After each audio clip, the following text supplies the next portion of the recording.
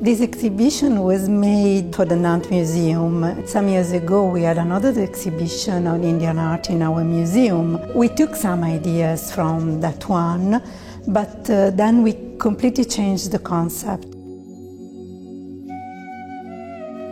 We took inspiration especially from your history of your city and, for example, from the Indian textiles that were important in Nantes in the last centuries. So we worked especially on the textile as a symbol, and we wanted to present a sort of tapestry of Indian culture and Indian religions. L'une de nos spécialisations au musée, c'est la traite atlantique et l'esclavage. Et depuis plusieurs années, nous avons ouvert le champ par le biais d'une histoire globale à d'autres continents pour montrer qu'effectivement il y avait déjà une globalisation dès le XVIIe et le XVIIIe siècle. Et dans cette globalisation, l'Inde a joué un rôle extrêmement important, notamment par l'exportation des fameux textiles, des fameuses indiennes, qui étaient achetés par les marchands nantais et par la suite réexportés par le biais de la traite atlantique. Nous avons choisi de collaborer avec le musée de Rome puisque le musée de Rome possède l'une des plus belles collections sur l'Inde et notamment sur le fait religieux. Et de fait, nous avons cherché à construire avec la commissaire Laura Giuliani une exposition qui vient problématiser la réalité finalement des trois religions natives de l'Inde, l'hindouisme, le jaïnisme et le bouddhisme, et surtout de montrer l'interconnexion qui existe entre ces religions, et c'est vraiment la grande originalité de cette exposition développée ici à Nantes. L'exposition a été construite avec donc, le musée de Rome, avec Laura Giuliano. Nous l'avons accompagnée évidemment dans le développement de ces concepts. Il y avait certaines absences dans le synopsis qui nous gênaient. Et de fait, Laura a travaillé avec plusieurs autres collections, des collections privées, et notamment surtout la collection du musée d'art oriental de Turin. Donc là, ça a vraiment été un travail collaboratif entre le musée de Nantes et le musée de Rome. Au titre de l'exposition que nous montons ici, nous avons développé beaucoup de choses. Évidemment, je pense à la politique des publics, au service des publics, toutes les médiations qui sont offertes, voire même des formes assez originales, puisqu'on va inviter des pratiquants du yoga à venir faire du yoga au sein des expositions. On a créé un parcours pour les jeunes enfants afin de découvrir ces trois religions.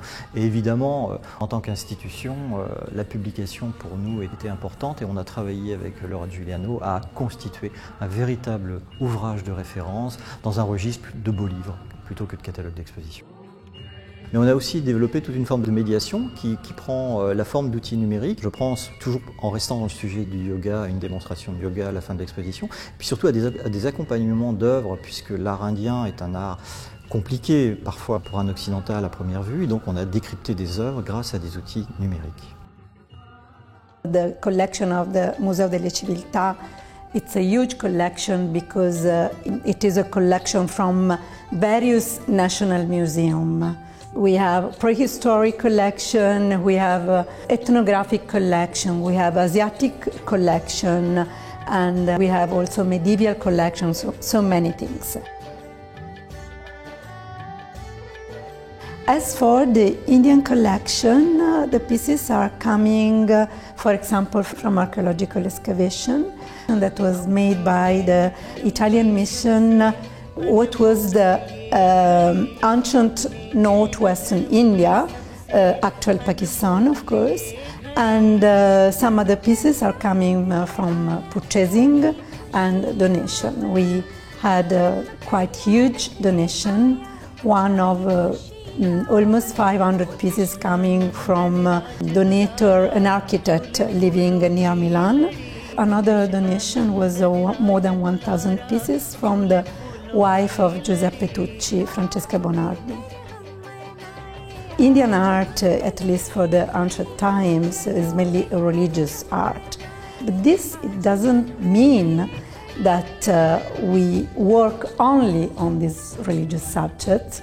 From this culture, from these artworks, we can understand many things of the social environment, of the costumes, of the ritual, of the cosmological beliefs, and from the writing, for example, and many other things.